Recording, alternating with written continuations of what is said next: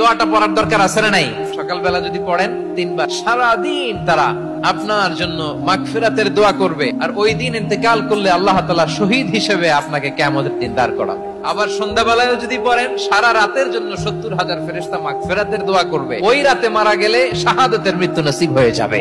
সকাল সন্ধ্যার যে জিকির, এই জিকিরের অন্তর্ভুক্ত করে নেবেন এই ওয়াজিফাটা। হুয়াল্লাহুল্লাযী লা ইলাহা ইল্লাহু আলিমুল গায়বি ওয়াশ শাহাদাতি হুয়ার রাহমানুর রহিম।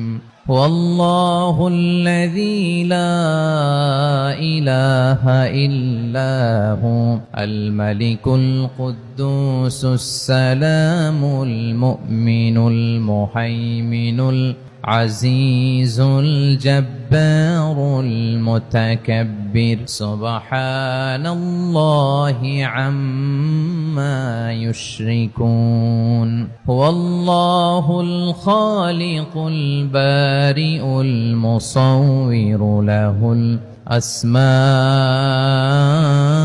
الحسنى يسبح له ما في السماوات والأرض وهو العزيز الحكيم.